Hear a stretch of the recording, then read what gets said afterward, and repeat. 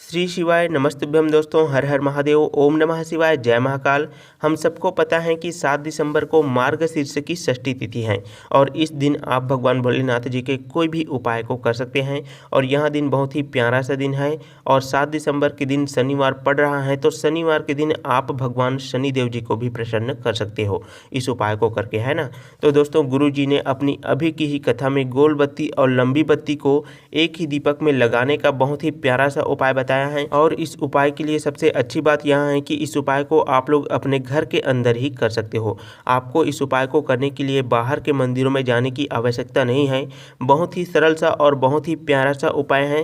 तो दोस्तों, आप इस वीडियो को शुरू से लेकर अंत तक एक बार अच्छे से देखिएगा और वीडियो को आप लोग बिल्कुल भी स्किप ना कीजिएगा, क्योंकि हम आप सभी को इस वीडियो में बहुत ही इम्पॉर्टेंट बात बताने वाले हैं जो कि आप सभी से मिस ना हो जाए। इसीलिए वीडियो को ध्यान से देखना है, क्या पता आपकी प्रॉब्लम का सॉल्यूशन आपको हमारी इस वीडियो से ही मिल जाए। तो दोस्तों, इस प्यारे से उपाय के लिए आपको एक दीपक लेना है। दीपक आप चाहें तो मिट्टी का भी ले सकते हैं, नहीं तो आप आटे का भी दीपक ले सकते हैं।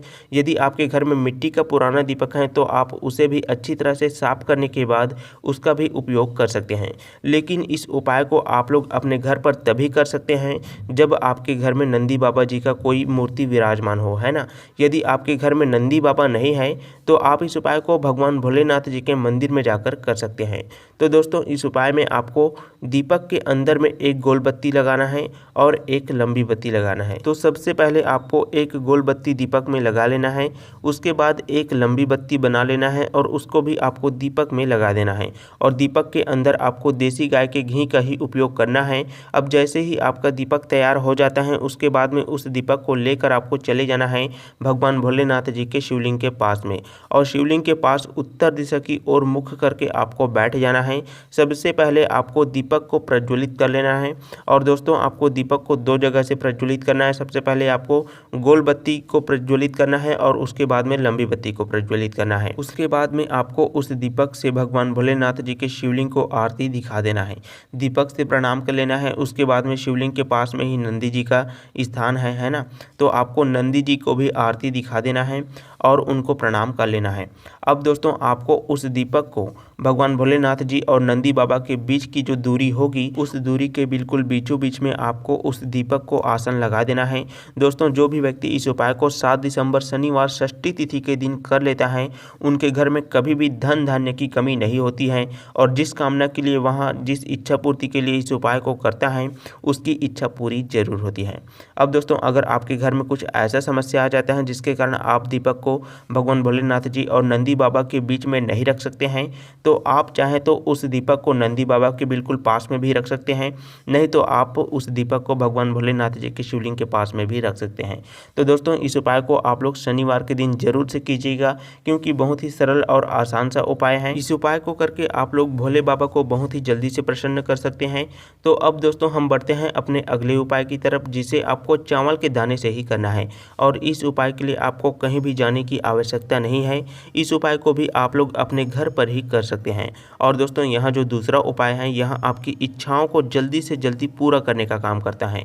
जैसे आपके मन में कोई भी ऐसी विशेष इच्छा है जिसके लिए आप बहुत ज़्यादा चिंतित रहते हो, परेशान रहते हो और आपकी कोई भी इच्छा पूरी नहीं हो रही है, तो आप इस उपाय को जरूर करें। तो दोस्तों, इस उपाय के लिए हमें चावल की एक दाने की आवश्यकता पड़ने वाली है। और ध्यान रखिएगा कि चावल का जो दाना है वो कहीं से भी खंडित नहीं होना चाहिए, टूटा हुआ चावल का दाना नहीं होना चाहिए। अब जैसे ही आप साबुत चावल की दाने की व्यवस्था कर लेते हैं, उसके बाद में आपको एक बेलपत्र लेना है और एक तांबे के पात्र में आपको अपने घर का शुद्ध जल भर लेना है। और इन सभी सामग्री को लेकर आपको पहुंच जाना है भगवान भोलेनाथ जी के शिवलिंग के पास में।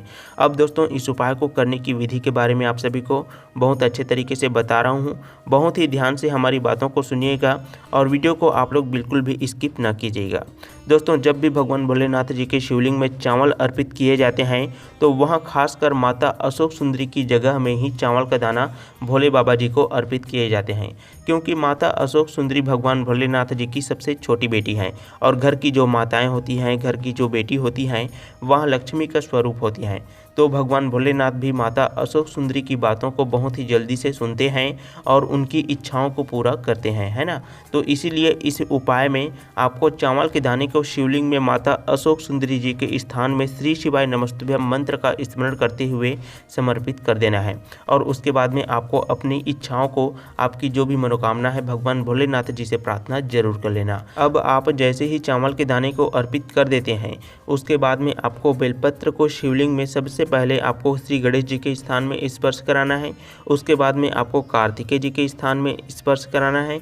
उसके बाद में आपको माता अशोक सुंदरी जी के स्थान में, और उसके बाद आपको माता पार्वती जी के स्थान में, और अंत में आपको भगवान भोलेनाथ जी के शिवलिंग के ऊपर में बेलपत्र को समर्पित कर देना है। अब दोस्तों आप जैसे ही बेलपत्र को समर्पित कर देते हैं, उसके बाद में आपको श्री शिवाय नमस्तुभ्यम मंत्र का स्मरण करते हुए धीरे धीरे करके आपको 1 लोटे जल को शिवलिंग के ऊपर में समर्पित कर देना है। और आपकी जो भी इच्छा है, जो भी मनोकामना है, बाबा जी से जरूर कह दीजिएगा। तो दोस्तों इस प्रकार से हमने आपको दूसरे नंबर के उपाय को भी आप सभी को बहुत अच्छे तरीके से बता दिया है। यह उपाय भी बहुत ही सरल सा उपाय है, आप इसे आसानी से कर सकते हो और अपनी इच्छाओं को बहुत ही जल्दी से पूरा कर सकते हैं। आगे बढ़ते हैं दोस्तों हम अपने तीसरे नंबर के उपाय के बारे में। और दोस्तों इस उपाय को आप लोग महीने में पड़ने वाली मासिक शिवरात्रि में ही कर सकते हैं।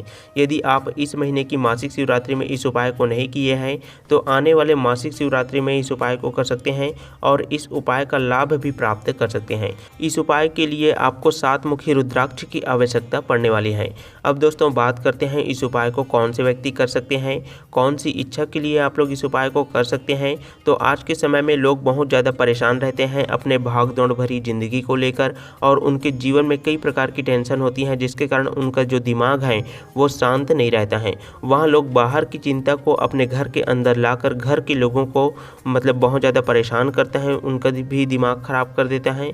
दोस्तों अगर आपको भी कुछ इसी तरह की परेशानी है, या आपके घर में भी कोई ऐसा व्यक्ति है जो अपनी ऐसी लाइफ के कारण बहुत ज़्यादा परेशान है, तो आप लोग इस तीसरे नंबर के उपाय को जरूर कीजिएगा। और मासिक शिवरात्रि में ही आपको इस उपाय को करना है। तो दोस्तों इस उपाय में आपको 7 मुखी रुद्राक्ष लेना है। लेकिन अगर आपके पास में 7 मुखी रुद्राक्ष नहीं है, तो आप कोई भी रुद्राक्ष से इस उपाय को कर सकते हैं। चाहे आपके पास 1 मुखी, 2 मुखी, 3 मुखी या 7 मुखी या 9 मुखी भी रुद्राक्ष आपके पास में है, तो आप उसे भी उपयोग कर सकते हैं। रुद्राक्ष लेने के बाद में आपको अपने घर का तांबे का पात्र लेना है, और उस तांबे के पात्र में आपको अपने घर का शुद्ध जल भर लेना है। और आपके पास में जो रुद्राक्ष है, उस रुद्राक्ष को आपको उस तांबे के पात्र के अंदर में डाल देना है। अब दोस्तों आपको उस रुद्राक्ष को कितने समय तक जल के अंदर में रखना है ना, तो आपको कम से कम 30 मिनट तक रुद्राक्ष को जल के अंदर में रहने देना है, या फिर आप 1 घंटे तक भी उस रुद्राक्ष को जल के अंदर में डालकर रख सकते हैं। अब उसके बाद में आपको उस तांबे के पात्र से रुद्राक्ष को निकाल लेना है, और उस जल को लेकर के आपको पहुंच जाना है अपने आसपास के भगवान भोलेनाथ जी के शिवलिंग के पास में। यदि आपके घर में ही शिवलिंग है, तो आपको अपने घर पर ही शिवलिंग के पास में चले जाना है। महादेव जी के शिवलिंग के ऊपर में आपको उस रुद्राक्ष के जल को धीरे धीरे करके समर्पित करना है। और भगवान भोलेनाथ जी के शिवलिंग में जल को समर्पित करते समय आपको सोमेश्वर महादेव जी का नाम स्मरण कर लेना है, क्योंकि सोमेश्वर महादेव आपके जीवन के कष्टों को बहुत ही जल्दी से दूर करने का काम करता है। और इस उपाय को आपको मासिक शिवरात्रि में शाम के समय प्रदोष काल में ही करना है दोस्तों। ऐसा नहीं कि आप लोग इस उपाय को कोई भी समय में कर दें, क्योंकि दोस्तों यदि आप एक निश्चित समय में भगवान भोलेनाथ जी के उपाय को करते हैं, तो आपके उपाय जरूर ही सफल होते हैं, और आपके जीवन की जो परेशानियां होती हैं वहाँ दूर होने लग जाती हैं। जैसे ही आप लोग शिवलिंग के ऊपर में जल समर्पित करेंगे, उसके बाद में आपको उस जल को किसी भी पात्र में इकट्ठा कर लेना है। और जो भी व्यक्ति आपके घर में बहुत ज़्यादा लड़ाई झगड़ा या व्यवहार खराब करता है, हमेशा टेंशन में रहता है, किसी बात को लेकर बहुत ज़्यादा सोचता रहता है, डिप्रेशन में रहता है, तो उस व्यक्ति को 1 से 2 चम्मच आपको उस जल को पिला देना है। दोस्तों इस उपाय को करने के बाद में उस व्यक्ति की जो दशा है, दिशा है, वह पूरी तरह से परिवर्तनशील आपको दिखाई देने लग जाएगा, और उसका मन पूरी तरह से शांत हो जाएगा। तो दोस्तों 3 उपाय हमने आपको बहुत अच्छे तरीके से समझा दिए हैं। आगे बढ़ते हैं हम अपने चौथे नंबर के उपाय के बारे में। और यह उपाय इस वीडियो की सबसे आखिरी उपाय है, और यह जो उपाय होगा यह रोग मुक्ति के लिए होगा। लेकिन दोस्तों इस उपाय को पूरी तरह से सुनने से पहले आप लोगों को एक छोटा सा काम जरूर करना है, और वह है कि आप लोग इस वीडियो को लाइक जरूर करें, और हमारे जितने भी भाई बहन इस वीडियो को, इस उपाय को सुन रहे हैं, समझ रहे हैं, वहाँ लोग इस उपाय को जरूर करें। निश्चित ही आपके जीवन की समस्याएं दूर हो जाएंगी। तो दोस्तों इस उपाय के लिए आपको काला तिल की आवश्यकता पड़ने वाली है।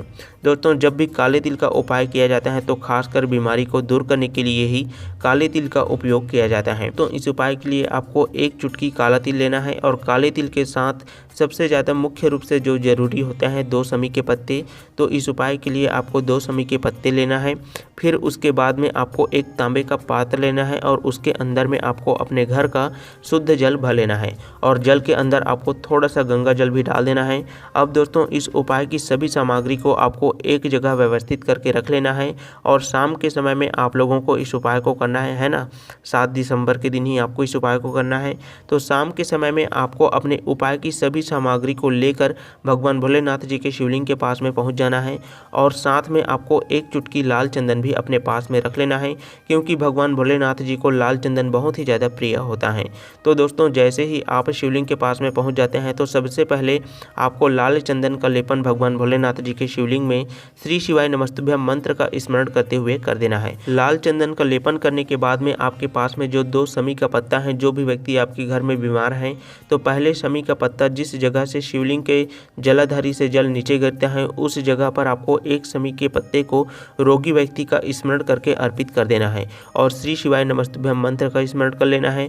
और दूसरे नंबर के शमी के पत्ते को रोगी व्यक्ति का नाम और गोत्र बोलकर आपको भगवान भोलेनाथ जी के शिवलिंग के ऊपर में अर्पित कर देना है और अंत में आपको श्री शिवाय नमस्तुभ्यम मंत्र का स्मरण करते हुए एक लोटे जल को धीरे धीरे करके अर्पित कर देना है। अब आप जैसे ही लोटे के जल को भगवान भोलेनाथ जी के शिवलिंग में अर्पित कर देते हैं, अब आपके पास में जो काला तिल बचा हुआ है तो उस काले तिल को आपको भगवान भोलेनाथ जी के शिवलिंग के ऊपर में श्रम्भेश्वर महादेव जी के नाम से अर्पित कर देना है। दोस्तों यदि आप श्रम्भेश्वर महादेव जी के नाम से काले तिल को अर्पित करते हैं तो आपके घर में कभी भी कोई भी बीमारी प्रवेश नहीं कर पाती है और आपका जीवन सुखमय व्यतीत होने लगता है। तो दोस्तों इस वीडियो में हमने आपको बहुत ही सरल और प्यारे से उपाय के बारे में बहुत अच्छे तरीके से बता दिया है। यदि आपको उपाय से संबंधित कोई भी बात पूछना है तो आप कमेंट बॉक्स में ज़रूर ही पूछ सकते हैं और उपाय को करते समय आपको गलतियाँ बिल्कुल भी नहीं करना है।